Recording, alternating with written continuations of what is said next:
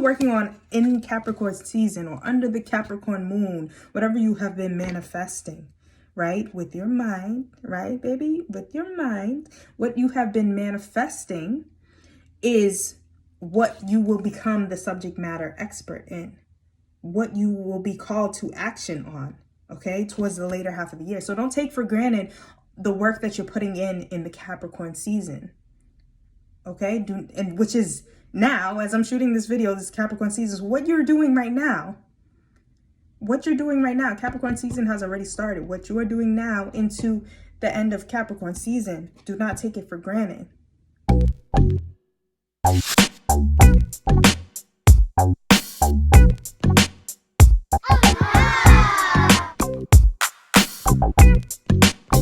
Cancer, welcome to your reading for 2021. My name is Sage Kabai, and I am your channel guide for this evening, morning, afternoon, whenever you're watching this video.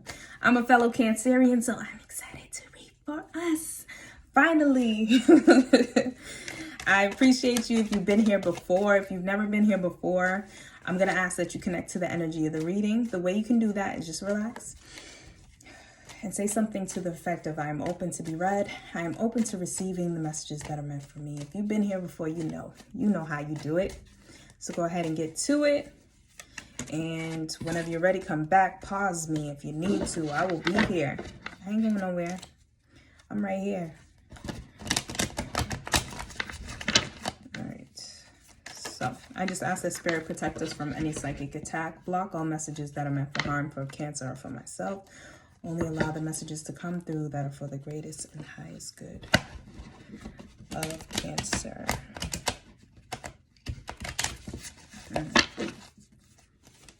All right, Cancer. What messages do you have for Cancer for the beginning half of the year?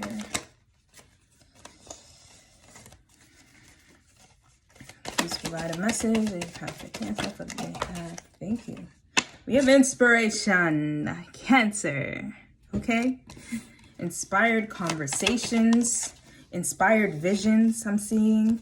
We have order as well. But this is not just organizing ourselves and our thoughts and our schedules. This is also like organized thoughts. So as we begin to get visions, as we begin to get inspirations, they will be coming through in an organized fashion in the beginning of the year, okay?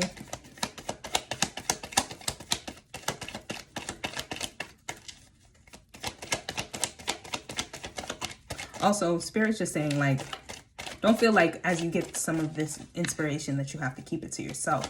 Like, don't feel like you have to hide your new innovative thoughts from anyone, because they are protected. Your thoughts are protected. Your riches are protected. This is a completion of a cycle.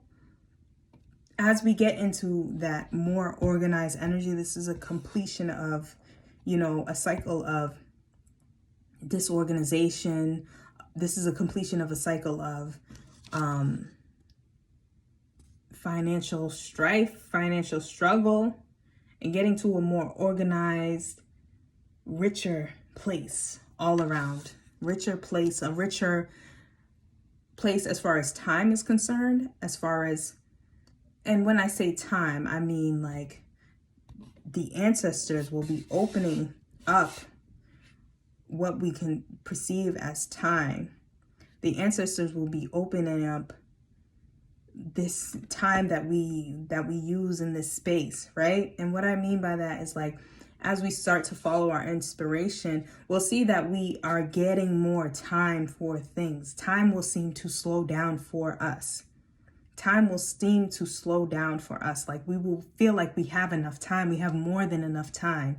This time will be created for us. Okay, that's where the wealth is coming in. As we begin to follow our inspiration and begin to get more organized with our thoughts, organized with our manifestations, time will begin to slow for us. We will be rich in time as we become rich in faith. All right, let's see. We have the gem. We have the energy of the gem in the beginning half of the year. Let's see what the gem has to say to us.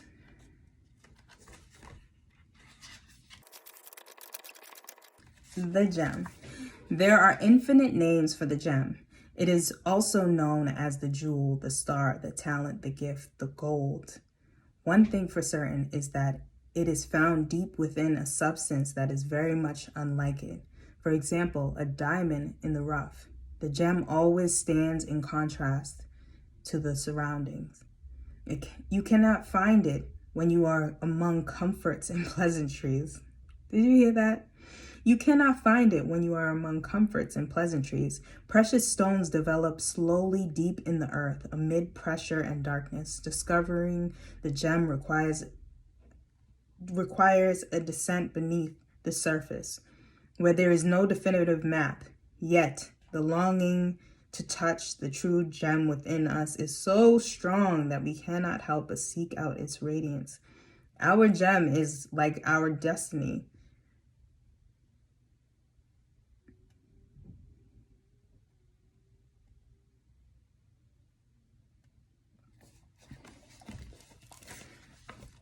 The gem. There are infinite names for the gem. It is also known as the jewel, the star, the talent, the gift, the gold. One thing is for certain, that it is found deep within a substance that is very much unlike it. For example, a diamond in the rough. The gem always stands in contrast to its surroundings. You can't find it when you are among comforts and pleasantries. Precious stones develop slowly in the earth amid pressure and darkness. Discovering the gem requires a descent beneath the earth, where there is no definitive map. Yet the longing to touch the true gem within us is so strong that we cannot help but seek out its radiance. Your gem, like your destiny, is unlike any other in the entire world. Keep digging. Did you hear that, Cancer?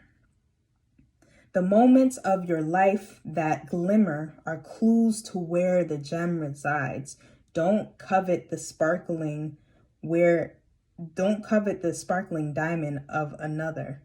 The gem is like a fingerprint, never to be repeated again. Find yours. Ooh. Yes. So, that inspiration, follow that inspiration. Make note of your visions. Make note of your inspiration. Okay, make note of your writings during the beginning half of the year, your thoughts. Write down your thoughts, write down your dreams, write down your visions, create a vision board. Okay? Your riches, your gem is like no other. Like, this is also Spirit saying, like, it cannot be taken from you, Cancer. It cannot be taken from you. It says, the gem is like a fingerprint, never to be repeated again. Find yours. You don't have to worry about competing with anyone. You don't have to worry about competing with anyone because your path is already decided. Your path is your fingerprint. Your path is original and unique. No one can do the things that you do. And these inspired visions, these inspired thoughts are going to guide you in the beginning half of the year. So be very cognizant. Be very aware of your thoughts and your visions in the beginning half of the year, Cancer. They have meaning. They're not just coming through to you for no reason. They're messages. All right. We have control. Second half of the year. Let's get to the core. Let's see what's down the middle. We have control, resistance. Let's see. Can I have one more card for the energy of the middle half of the year for Cancer? We have power. Just flipped around. All right, Cancer. There is going to be a desire to want to really control things in a way. Like, once you start to get your thoughts in order, you're going to want to get everything else in order. And a part of you is going to be resistant to that. And also, you should be resistant to that because there should still be a free-flowing energy within you. You're a water sign. Water flows and ebbs, and it is not stagnant, stuck, stiff energy. Okay? So just be mindful of trying to have yourself fit into a box, trying to bridge a gap that doesn't even exist. Okay? Just be mindful of just trying to be overly controlling of a situation that may arise in the middle of the year. Just be mindful of your energy around where you stay, your reputation, your house, your home, your finance. Just be very mindful of the amount of pressure and control that you're putting on yourself. Because although the beginning half of the year calls for order, it's about controlling. It should be less about controlling the non-physical and what you cannot control. It's more about controlling your mind, controlling your thoughts, and letting that resistance flow through. Letting that resistance flow through. Let's see what other energies come through. Oh, just another note is the riches also are linked to the control. The riches can also be affected by the control. Okay? Like the completion can also be affected by the control.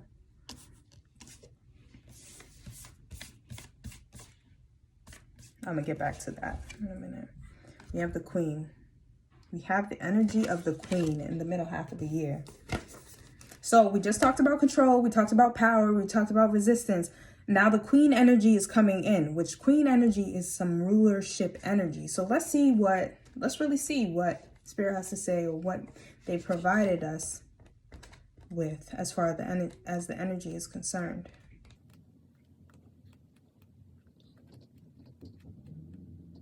Queen. Like her counterpart, the King, the Queen has a dualistic nature. Either she presides over the realm with grace and eloquence that comes from the heavens to uplift the spirit of others, or she falls into petty, contemptuous moods, casting a shadow across the land. If the king is the ego, the Queen is the expression of that ego.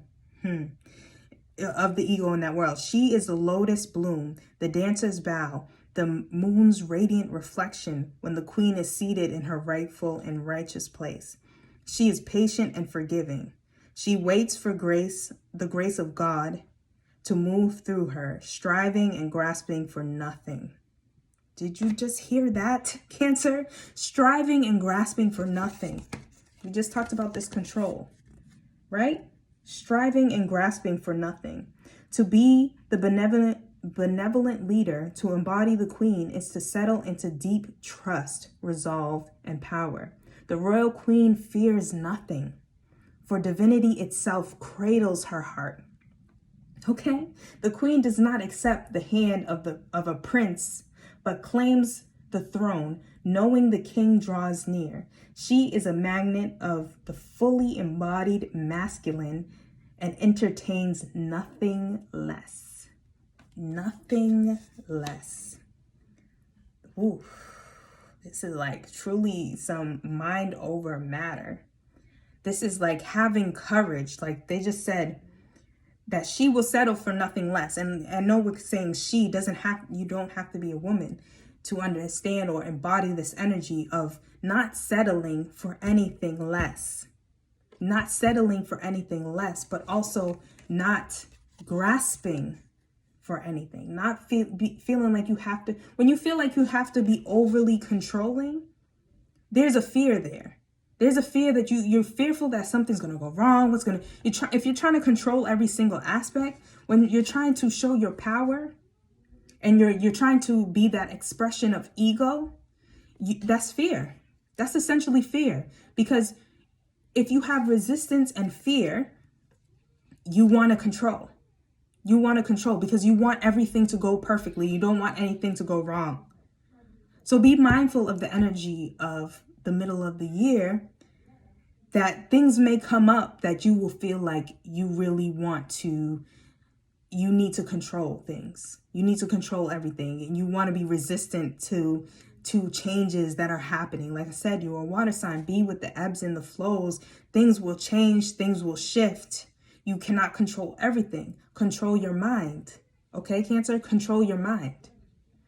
Now, Either she presides over the realm with grace and eloquence that comes from the heavens to uplift the spirit of others, or she falls into petty, contemptuous moods, casting a shadow across the land. This control will have you feeling petty. Like, this ego will have you feeling petty.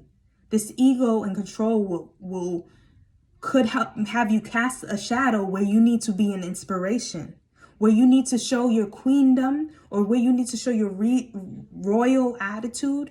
You can be showing some pettiness because of your desire to control.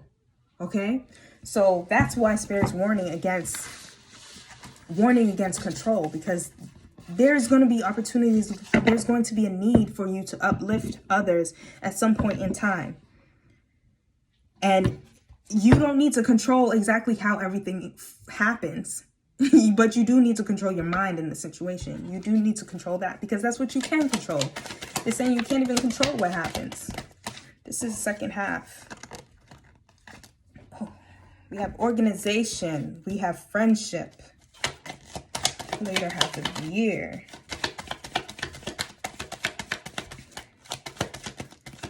Do you have anything else?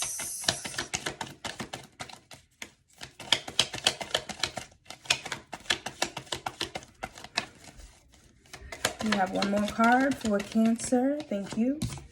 We have authority. So yeah, Cancer, I just see you stepping into a role of, or I literally with this organization card, I'm not thinking like, or I'm not hearing organization like organize things. I hear like being a major part of an organization, like a company, like something bigger than yourself, whether you're starting an organization or whether you're, you know, being called to leadership in an organization you're already in. I see like you speaking, doing some public speaking engagements and like really networking with people towards the end of the year and showing that you are a subject matter expert in something, like, and becoming a subject matter expert. So both of these are completion cards here, and they're both Capricorn cards. So I feel like you're going to be working on something, whatever you're working on. Oh, we have a lot of completion here. We have a lot of Capricorn here. So I really feel like whatever you're working on in Capricorn season or under the Capricorn moon, whatever you have been manifesting, right? With your mind, right, baby? With your mind, what you have been manifesting is what you will become the subject matter expert in, what you will be called to action on, okay, towards the later half of the year. So don't take for granted the work that you're putting in the Capricorn season, okay? And which is now, as I'm shooting this video, this Capricorn season is what you're doing right now. What you're doing right now, Capricorn season has already started. What you're doing now into the end of Capricorn season, do not take it for granted. Do not take it for granted, okay? It's very foundational. It will allow for you to network. And honestly, too, it will show your true self. You'll begin to see how your true self is reflecting in this space or through this work towards the later half of the year. Okay, we have the tear. We have the energy of the tear. Let's see what goes on, because we just talked about we're subject matter expert now. We're in organization making big moves. What's this tear about? This tear. The tears are droplets of letting go. Once they begin to fall, we allow the swelling tide of emotion to run its elemental course, purging, okay?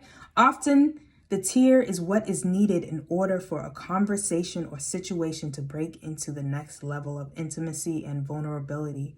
Some say that tears are so powerful in softening our egos that we open up a portal to the unseen world. Through our watery eyes, the ancestors catch a glimpse of us, and we are reminded of our eternal embrace. We sense our humanity, our humility, and we allow ourselves to be held. It is likely this card appears when there is grieving yet to do, a sinking down into disappointment or despair that once acknowledged will bring to a shimmer of clarity to our dewy eyes. The tear is powerful, and it is possible to be subsumed in its waters. Find a supportive place to open up the floodgates. Yeah. I just see this being a reflection, honestly, Cancer, of how far, like, you will have the energy of the tear. Like, this is going to be like purging, realizing and recognizing how far you've come, and like releasing. I feel like this is grieving. Like, I'm even feeling like, wow, why did it take me so long to get here? But don't mourn. Like, release, but don't mourn. Let it flow. Let it flow. Like I keep saying, giving these water analogies, because, you know, we're a water sign. Let it flow. Let it flow. Let it flow and pass through you as a purging, as a detox, you know, because there is this opportunity to get kind of melancholy, to get kind of, although you're going through this great time of your life, becoming a subject matter expert, doing your passion, living your best life, there is this opportunity or chance of being sad about it. There is this chance of being sad about it. So as these opportunities begin to rise, don't you dare say, why hasn't this happened sooner? I mean, you can say it and you can cry. Don't listen to me. You can say it and you can cry. That's fine. But don't stay there. Don't you dare stay there. I'm going to say that. Don't you dare stay there. You can cry and release, but don't stay there. Don't stay there, because this energy of the tear will be prominent. There may be other things going on in your life that will help you to mourn. Maybe you're going to lose someone. Maybe you're going to hear someone come through in a vision. That happens a lot, like beginning half of the year, as you're beginning to record your dreams, record your visions.